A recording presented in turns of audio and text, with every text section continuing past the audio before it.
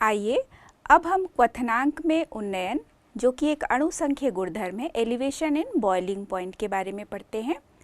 क्वथनांक में उन्नयन, जो यहाँ क्वथनांक शब्द है, इससे आप भली भांति परिचित हैं कि जिस तापमान पर कोई द्रव उबलना प्रारंभ होता है। कोई भी द्रव उबलना क्यों प्रारंभ होता है? जब उस द्रव का वाष्प दाब वायुमंडलीय दाब या बाह्य दाब के बराबर हो जाता है, उस तापमान पर वह द्रव उबलना प्रारंभ होता है। जब भी हम किसी द्रव का तापमान बढ़ाते हैं तो उसके वाष्प दाब में वृद्धि होती है। यहाँ पर यदि द्रव का वाष्प दाब वायुमंडलीय दाब के बराबर हो गया, इस तापमान पर वह द्रव उबलना प्रारंभ हो गया, तो यह उस द्रव का क्वथनांक होगा, चाहे हम विलायक लें चाहे हम विलयन लें। यदि अवाष्पशील विलेय वाला विलयन है तो अवाष्पशील विलेय वाले विलयन के लिए एक उदाहरण हम देख लेते हैं कि जल या शुद्ध जल जो है वो सभी जानते हैं आप कि उसका जो क्वथनांक है वो 100 डिग्री सेंटीग्रेड होता है। जैसे ही उसमें कोई अवाष्पशील विलेय मिला देते हैं तो उसका क्वथनांक 102 डिग्री सेंटीग्रेड हो गया। तो यहाँ जो क्वथनांक में वृद्धि हुई वह आखिर क्यों हुई? विलायक का जो वाष्प दाब होता है वो हमने देखा कि विलायक का वाष्प दाब हमेशा अधिक होता है विलयन के वाष्प दाब की तुलना में, क्योंकि यहाँ पर अवाष्पशील विलेय उस विलायक की सतह पर जमा हो गए। तो उस विलयन को अधिक ताप तक उबालना पड़ेगा या अधिक ताप तक उसको गर्म करना पड़ेगा, तब उसका वाष्प दाब वायुमंडलीय दाब के बराबर होगा। यही कारण है कि जब किसी विलायक में हम अवाष्पशील विलेय मिला देते हैं तो उसके क्वथनांक में वृद्धि होती है, क्योंकि उसका वाष्प दाब कम हो रहा है। ऐसे विलयन के वाष्प दाब को वायुमंडलीय दाब के बराबर करने के लिए अधिक देर तक गर्म करना पड़ेगा, तो विलयन का क्वथनांक विलायक की तुलना में अधिक होता है। यहाँ पर यदि हम विलयन के क्वथनांक को Tb और विलायक के क्वथनांक को T0b लेते हैं तो जो क्वथनांक में वृद्धि हुई वह होगा यहाँ पर डेल्टा Tb। तो डेल्टा Tb बराबर हम लिख सकते हैं Tb माइनस T0b, क्योंकि Tb यहाँ पर विलयन का क्वथनांक है। विलयन के क्वथनांक में वृद्धि हुई, तो जब हम अंतर निकालेंगे तो अधिक में से कम को घटाते हैं, तो T0b यहाँ पर शुद्ध जो विलायक है उसका क्वथनांक है जो कि कम है। क्वथनांक में उन्नयन या एलिवेशन इन बॉइलिंग पॉइंट को अच्छे से समझने के लिए आइए अब हम एक ग्राफ पर चर्चा कर लेते हैं। यहाँ पर जो ग्राफ है वह विलयन और विलायक के वाष्प दाब एवं तापमान के मध्य खींचा गया है। यहाँ पर कर्व AB विलायक के वाष्प दाब को बताता है और CD कर्व जो है वो विलयन के वाष्प दाब को बता रहा है। यहाँ पर जो CD कर्व विलयन का वाष्प दाब है वह नीचे की तरफ है और विलायक का वाष्प दाब ऊपर की तरफ है।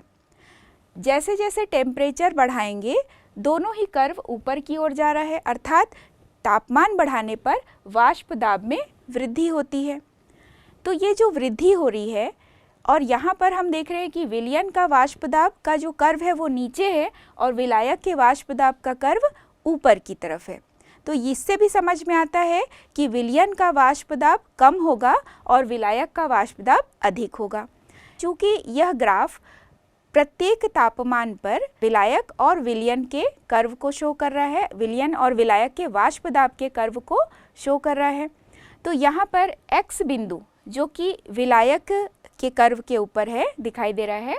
यहाँ पर विलायक के कर्व में जो x बिंदु है उस x बिंदु पर विलायक का जो वाष्प दाब है वह वायुमंडलीय दाब के बराबर हो गया। तो x बिंदु पर जो तापमान है वह है T0b। शुद्ध विलायक के लिए क्वथनांक को यह बताता है। इसी तरह से y बिंदु जो कि CD कर्व में के बीच में है, तो y बिंदु पर विलयन का जो वाष्प दाब होगा वह वायुमंडलीय दाब के बराबर हो गया। तो y बिंदु पर जो तापमान हम नोट करेंगे वह है Tb। Tb यहाँ पर विलयन के क्वथनांक को दर्शाता है। तो Tb का मान अधिक है और T0b का मान कम है। तो जब हम डेल्टा टीबी कैलकुलेट करेंगे तो डेल्टा टीबी यानी क्वथनांक में उन्नयन वृद्धि बराबर टीबी माइनस T0 बी। तो डेल्टा टीबी यहाँ पर समानुपाती होता है m के। स्मॉल m आप भली भांति परिचित हैं, स्मॉल m यानी मोललता, जहाँ पर विलेय का 1 मोल विलायक के 1 किलोग्राम में डिसॉल्व होता है। तो यहाँ पर चूँकि क्वथनांक में वृद्धि हो रही है वो पूरी तरह से अवाष्पशील विलेय पर निर्भर करता है, क्योंकि विलयन का जो क्वथनांक है वो अधिक है विलायक की तुलना में। तो यहाँ डेल्टा टीबी यानी क्वथनांक में वृद्धि, क्वथनांक में उन्नयन समानुपाती होगा m के, स्मॉल m के। Delta TB equal to K B into M. जो समानुपाती चिन्ह हटाए वहाँ पे हमने एक स्थिरांक लगाया के बी। अब ये के बी क्या है? के बी है मोलल क्वथनांक उन्नयन स्थिरांक, या हम इसे इब्यूलियोस्कोपिक कांस्टेंट भी कहते हैं। तो इसकी परिभाषा यदि हम दें तो यदि m इक्वल टू 1 ले लिया जाए, यानी 1 मोलल विलयन के लिए यदि हम करें तो डेल्टा टीबी बराबर के बी, यदि m इक्वल टू 1 लिया जा रहा है। तो अब इसकी परिभाषा हम दे सकते हैं मोलल क्वथनांक उन्नयन स्थिरांक यानी कि के बी बराबर होता है क्वथनांक में हुए उस वृद्धि के जबकि विलयन की मोललता इकाई ली गई हो, यानी m equal to 1 molal solution यानी इकाई विलयन लिया गया है। तो इस स्थिति में जो डेल्टा टीबी है वह के बी के बराबर हो गया। जो के बी की वैल्यू है इसको हम ऊष्मागतिकी संबंध के द्वारा भी गणना कर सकते हैं। यहाँ पर के बी इक्वल टू फॉर्मूला हम यदि ऊष्मागतिक संबंध को देखें तो K B equal to mR/T0 square upon 1000 into delta H vap. यहाँ पर डेल्टा एच वेब जो है वो वेपोराइजेशन की एंथैल्पी परिवर्तन है, मतलब यहाँ पर यह विलायक के वाष्पन की मोलर एंथैल्पी को शो करता है, जबकि T0 विलायक यानी शुद्ध विलायक के क्वथनांक को शो करता है और जो कैपिटल M है वह विलायक के मोलर द्रव्यमान को शो करता है। तो इस संबंध के द्वारा भी हम Kb की गणना कर सकते हैं। अब हम इस Kb या मोलल क्वथनांक उन्नयन स्थिरांक की इकाई के बारे में जान लेते हैं। तो इकाई के बारे में जानने के लिए हम इसी सूत्र को पुनः लिख लेते हैं कि delta Tb equal to Kb into M. तो यदि Kb निकालना होगा तो हम क्या करेंगे? Delta Tb upon m। Delta Tb यहाँ पर टेम्परेचर यानी क्वथनांक में उन्नयन को बता रहा है, इसे हम केल्विन में ले लेते हैं। और जो स्मॉल m है वह मोललता है। मोललता का अर्थ क्या है कि 1 मोल विलेय का जब 1 किलोग्राम विलायक में घुला है, तो हम इसे लिख सकते हैं मोल बटा किलोग्राम।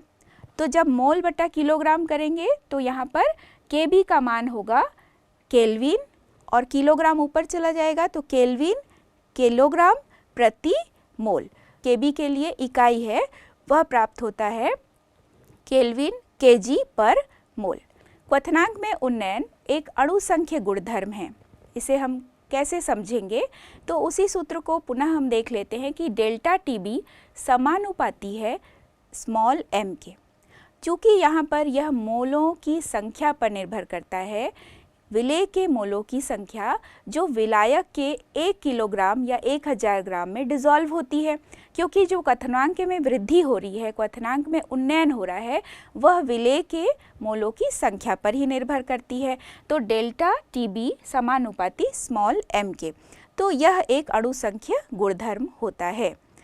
यह भी एक प्रश्न बनता है बच्चों कि अणु संख्य गुणधर्म है क्वथनांक में उन्नयन, इसे आप सिद्ध कीजिए। तो डेल्टा Tb समानुपाती स्मॉल m के होता है, इसी से आप इसे सिद्ध कर सकते हैं। क्वथनांक में उन्नयन की सहायता से हम किसी विलेय के अणुभार की भी गणना कर सकते हैं। जितने भी अणु संख्य गुणधर्म हैं इसकी सहायता से हम विलेय के आणविक द्रव्यमान या अणुभार की गणना कर सकते हैं। तो पुनः वही सूत्र हम लिखते हैं, delta Tb equal to Kb into m। m यहाँ मोललता है, मोललता का सूत्र हम लिखेंगे Wb अपॉन Mb, ऊपर 1000 और नीचे Wa। तो यहाँ पर स्मॉल m की जगह हम लिख सकते हैं और delta T B equal to K B into W B into 1000 upon M B into W A, और यहाँ हम एम बी को इस तरफ ले आएंगे और डेल्टा टी बी को नीचे ले जाते हैं। तो M B equal to W B upon delta T B और ऊपर 1000 और नीचे डब्ल्यू ए। तो इस प्रकार से हम किसी भी विलेय के अणुभार की गणना आसानी से क्वथनांक में उन्नयन यानी डेल्टा टी बी की सहायता से कर सकते हैं। आइए अब हम क्वथनांक में उन्नयन पर आधारित कुछ गणितीय प्रश्न देख लेते हैं। क्वथनांक में उन्नयन यानी जब हम विलेय अवाष्पशील विलेय को जब हम विलायक में मिलाते हैं तो विलयन का क्वथनांक बढ़ जाता है। तो इस पर आधारित जो प्रश्न है इसमें हम विलेय का आणविक द्रव्यमान ज्ञात कर सकते हैं, विलयन का क्वथनांक ज्ञात करने के लिए प्रश्न आ सकता है। तो प्रश्न को आप ध्यान से पढ़ेंगे। पहला प्रश्न है, एक पात्र में 18 ग्राम ग्लूकोज यानी फॉर्मूला C6H12O6 को 1 किलोग्राम जल में घोला गया। 1.013 बार दाब पर यह जल किस ताप पर उबलेगा? जल के लिए Kb का मान 0.52 केल्विन Kg पर मोल है। ग्लूकोज के मोलों की संख्या जब हम ज्ञात करेंगे तो ग्लूकोज का द्रव्यमान बटा ग्लूकोज का आणविक द्रव्यमान।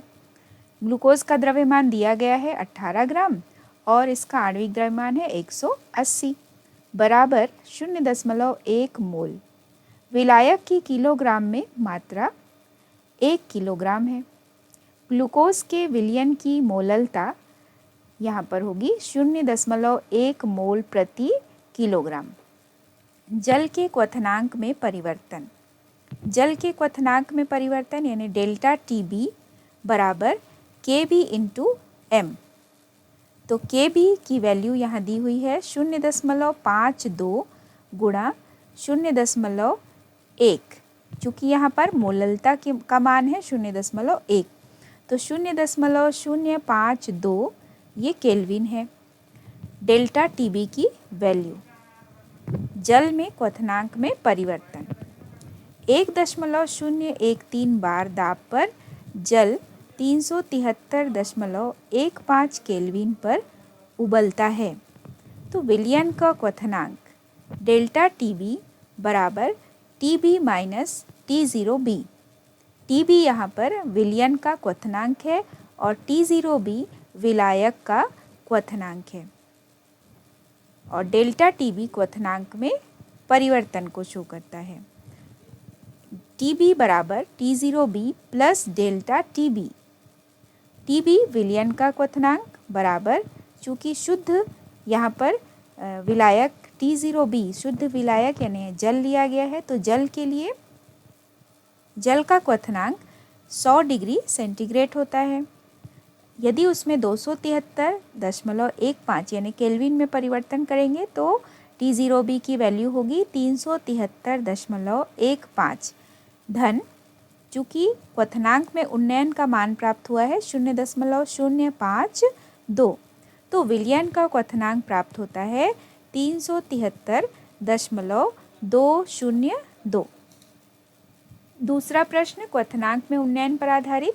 750 mmHg पर जल का क्वथनांक 99.63 डिग्री सेंटीग्रेड है। 500 ग्राम जल में कितना सुक्रोज मिलाएं कि यह जल 100 डिग्री सेंटीग्रेड पर क्वथन करे? यहाँ हम क्वथनांक में उन्नयन को ज्ञात करने का प्रयास करते हैं। तो क्वथनांक में उन्नयन यानी डेल्टा टी बी बराबर टी बी माइनस T0B। तो टी बी यहाँ पर 100 डिग्री सेंटीग्रेड है जो कि विलयन का है। सुक्रोज मिलाने के बाद वह विलयन तैयार होगा।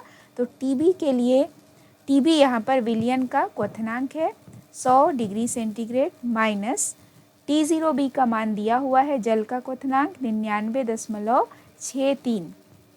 यहाँ अंतर प्राप्त होता है दोनों का 0.37। Delta T B equal to 0.37।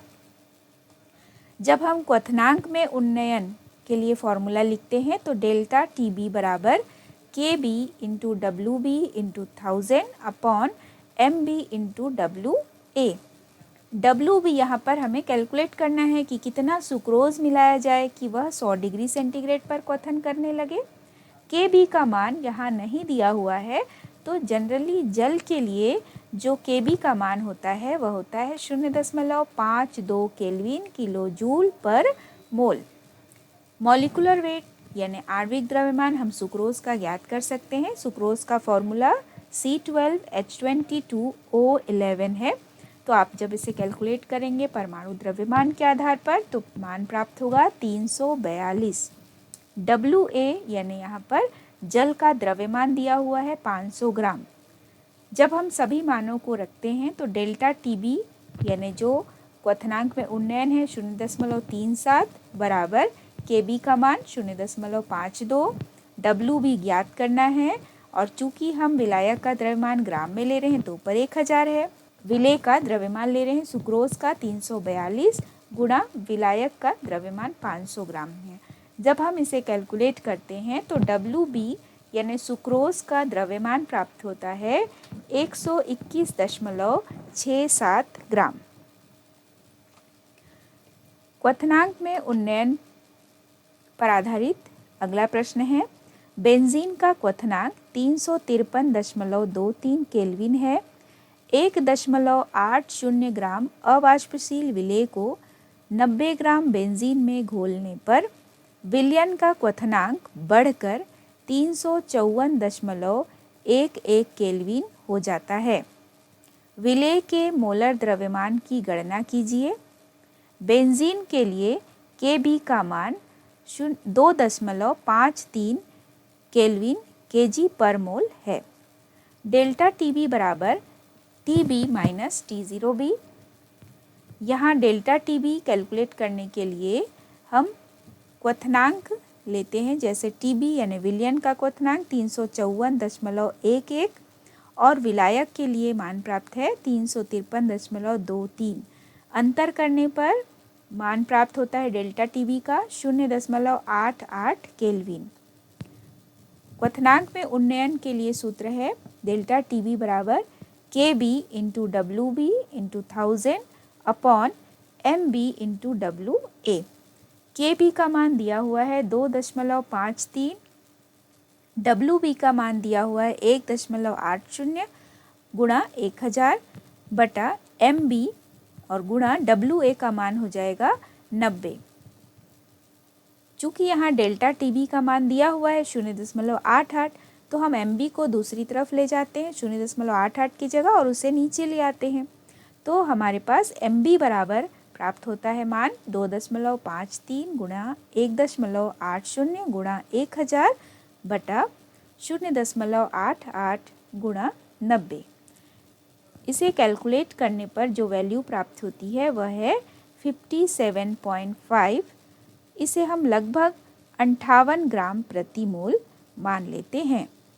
तो विलेय का जो मोलर द्रव्यमान प्राप्त हुआ वह 58 ग्राम प्रति मोल है।